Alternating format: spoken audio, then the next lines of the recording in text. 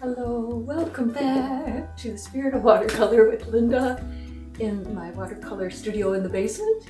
Those of you who have been with me and subscribing and learning watercolor techniques, tips, and tricks, how they flow and how to work loose and from loose to detailed, welcome back. And those of you who are just getting into this medium, I want to have you feel encouraged to try it, have fun with it. We get into some of the ways that watercolor works so that you don't try to labor it, but that you can let it do what it does, use it to its advantage and its beautiful transparency, luminosity, and so forth. So let's continue our journey, those of us who've been here. And those of you who are beginning, check my earlier videos to see what materials and supplies would make it best for you to succeed in this medium. And I want to talk today about painting something fun. There's fun things to do in the winter with watercolor to escape a lot of snow, which there is today, and the grayness of the weather and so forth. So watercolor's bright with color. We can create our own world, right? And then there's the holidays. You know, we've just gotten through Christmas and New Year's, and now Valentine's Day. And I did a video last year. I'm not sure if I posted it though, but I'm doing one this year that's just making a card for a loved one. It'll be, you know, stenciling in some hearts and then just putting in beautiful backwashes. And then we can decide what to do with the hearts from there, whether we leave them white, write someone's name in them, paint them. But I want to put in some of those beautiful interference colors that you put on that shimmer and shine and don't quite glitter, pearlescent shimmer glitters, but the others are more of a duochromatic kind of look, holographic, you know, beautiful.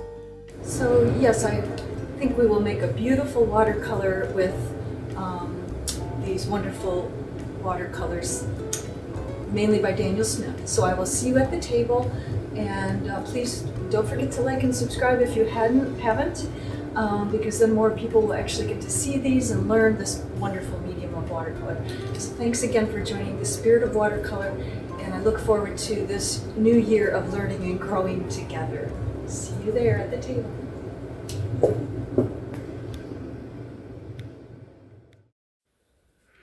So here we are at the table. This is my gator board. You can tell there's paint stains on it, but that's where I can get messy. So I like the gator board right here. There's a brown one behind it that's larger, and I probably should use it, but I like the fact I can pick this one up and move it around if I want gravity to work with my art. Okay, so if you're dipping and dripping the paint down or up. And then I cut out these hearts out of an inexpensive watercolor paper. Okay, these cards are by Funto craft company. I just ordered off Amazon, and the paper's actually quite good. I think it's 100% cotton. It works really well. And I have an example of something I tried last year, very simple sample. I'm going to get a little more beautiful with these because I like more color and more color around. So the hearts are going to be smaller. But here I did the resist, you know, where I put the stencil on, the hand cut stencils, bigger, and then just painted around it. And then I spattered in some color around. Just a simple heart. You know, that's okay. It's not bad. And that was just a sample to see how this would work. And then what I've done is this year I want to get more elaborate, more beautiful colors and going. And so I've got my hearts cut in different sizes, and I'm going to put some on there. I was considering doing a card this way. If my card was squared on the edges, it's rounded. I'm not sure how I feel about that. I guess it would be okay. And then you could open the card. We could do one like that. Let's do one like that and one like this. Okay, that's because I can't make up my mind. And then different sized hearts. I'm going to do 3 small ones on here. Let's see, 1, 2, maybe 3, a little one. It's just sort of asymmetrical, tipping back and forth, kind of moving, looking. When things are diagonal, they look like they're moving. And I like that in both of them. Then they look like happy, you know, joyful heart cards, okay? So I think you can see that on the video. I'm going to tape those down, and then I'm going to basically open up my card, tape it down like that, you know, tape it on the gator board. So it doesn't move while I'm painting. But then if I need to move my painting, again, I can lift my board up and tip it around, okay? We're going to get real loose in the backwash. And then we're going to add the interference colors into the deeper colors. I've got purple. I've got Carbozo Violet. It's a deep, deep purple. Let's see if I can find that tube for you here. It's one of my favorite colors. Yes. That's it, I think, yes. Very used tube. Deep purple.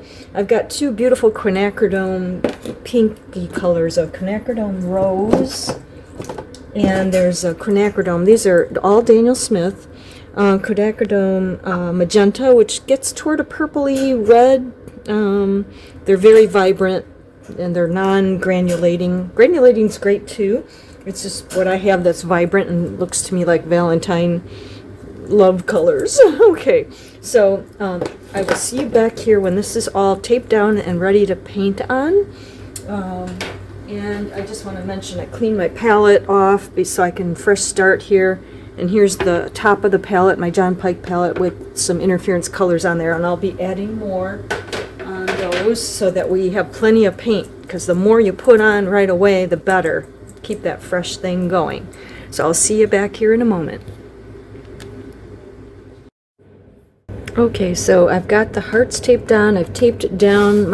Opened up the card, taped it down on both of these. Hopefully this is completely in the video because it's really a little hard to completely fit that in, but we're ready now. We're going to load our palette, and I use this tape that is kind of not super sticky tape. Again, Amazon ordering things because sometimes it's just you can get exactly what you want. Sometimes you could search to many stores and not find what you're looking for, or not exactly.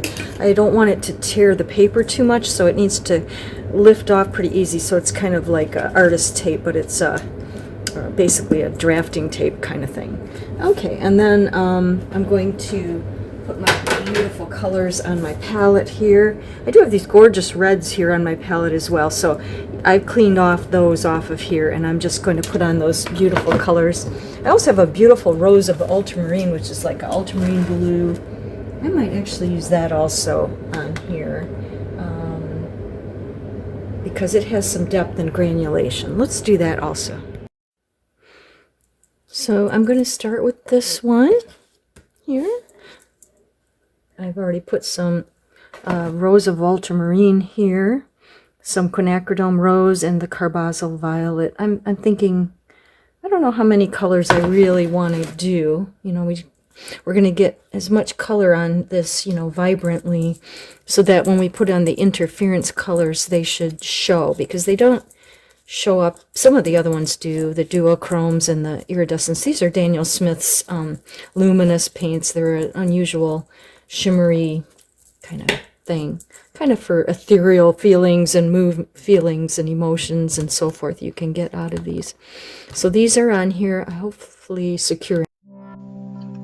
Now I'm just randomly loading the paint onto the card, just letting the paints randomly run together.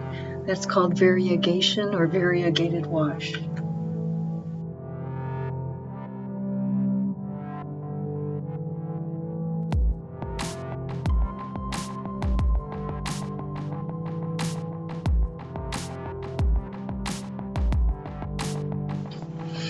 As you will see, I was enjoying throwing paint and water on there, and it got a little too much water, and so I will take a paper towel and lift, gently pulling it up, you know, without touching even the paper hardly.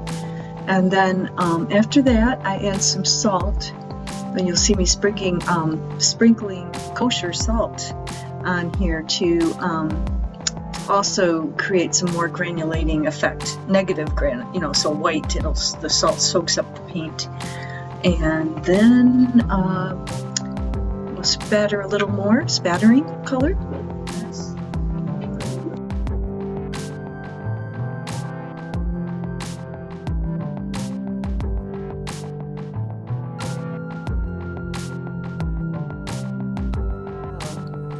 So that's one of them. And sometimes if that card curls like this, later you can spritz the back and it'll uncurl, which is cool. I might do the other one now. How are we feeling about that? Of course, I have salt on this, so I really don't want to move that. So if I do this, can you see it over here? Yeah. I think I can do that one as well. Okay. So I'm going to wet that one as well here. Wet it with water. And you can do it differently. You don't have to cover the whole sheet if you don't want to. Just do parts of it, and wherever you put the water, that's where it's going to go. Okay. So I kind of want it like that. Up here and over here. And then, let's see, I kind of...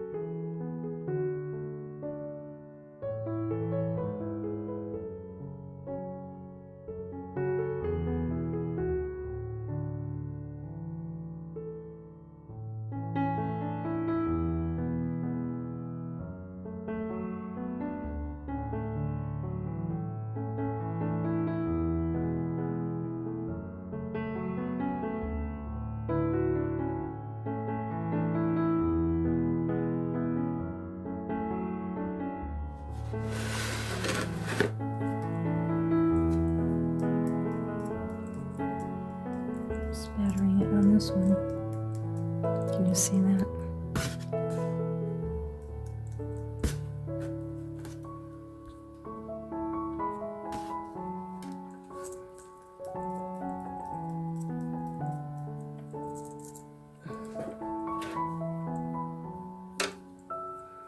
I'm kind of mixing them up.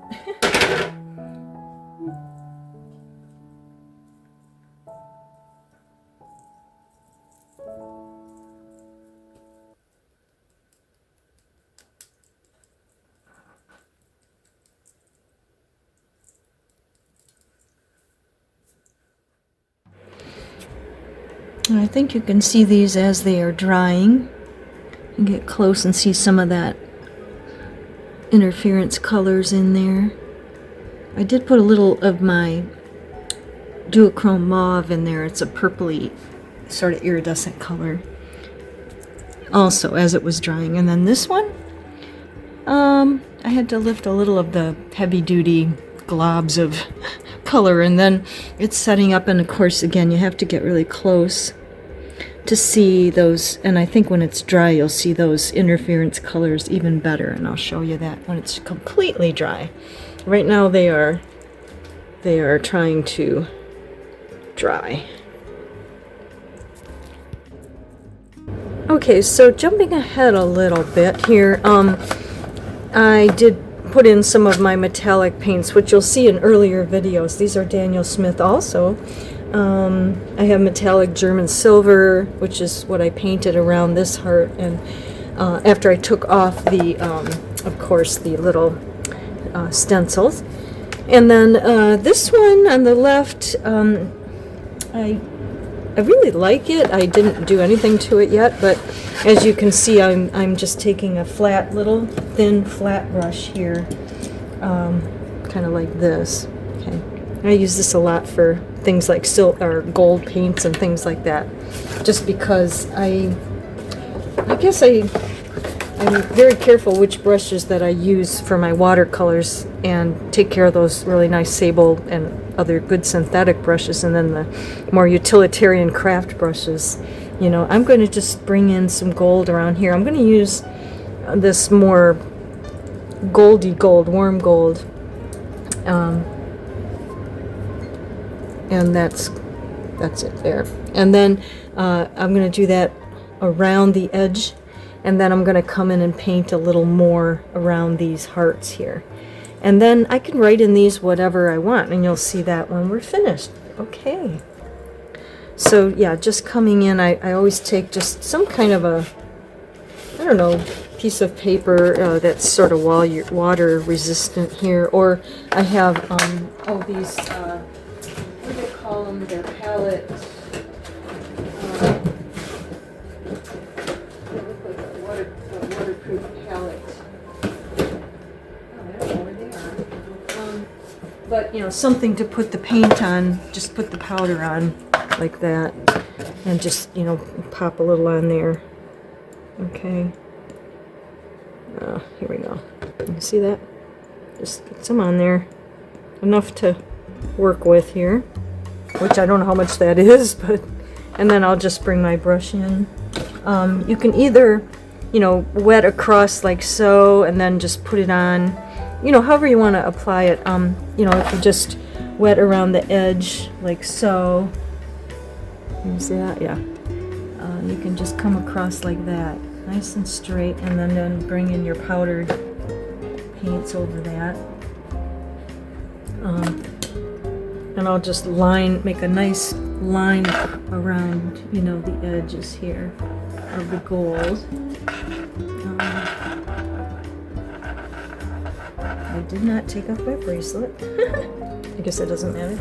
Okay, and then start to clean up this edge here. Okay. I can add a little more purple there or not, you know, deciding how perfect I want this, right? But I want that gold on the edge. Okay. And all the way down and around here. You might have to thicken it up to show on that purple.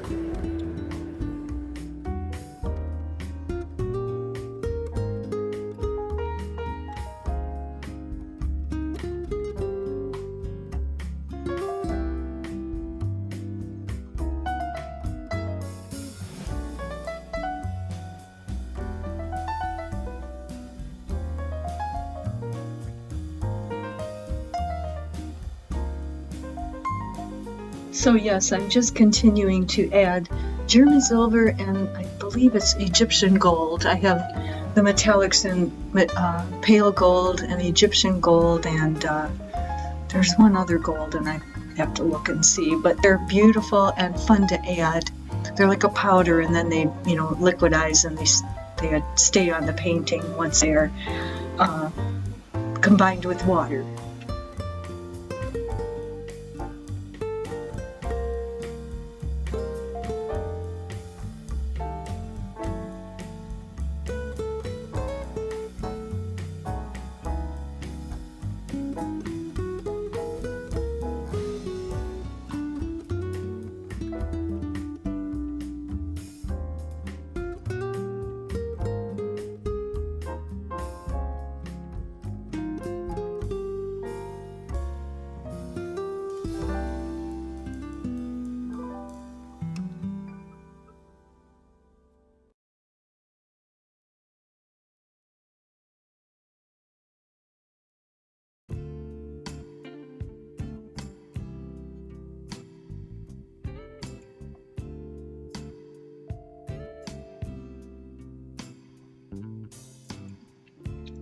And some of the hearts I just wanted to paint in with the metallic silvers and golds, where others I'll leave and maybe just line around the heart and then write in a word like love or be, or, you know, be mine in case, you know, in this situation with 2 hearts, that kind of thing.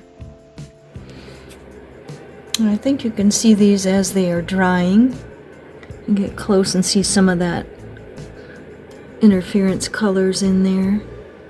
I did put a little of my Duochrome mauve in there. It's a purpley sort of iridescent color also as it was drying. And then this one, I had to lift a little of the heavy-duty globs of color, and then it's setting up, and of course again you have to get really close to see those, and I think when it's dry you'll see those interference colors even better, and I'll show you that when it's completely dry. Here you can see how they're all very different, but they're all, you know, done the same way, with finishing with the metallic paints and writing in words such as love or be mine or I love you. So I hope you enjoyed this video and get inspired to create your own cards. It's not something I do very often, but you know, sometimes it's a real nice way to really make a personal touch to show your family and loved ones how much you care. And I hope you enjoyed this video as much as I did making it. Had some computer problems, but somehow it all smoothed out in the end. And I hope you'll keep subscribing and coming back and learning and having fun, enjoying the joys of watercolor, this most spiritual medium, as I always say. And you can spread the love in so many ways with watercolors, right? Thank you for watching. I'll see you soon.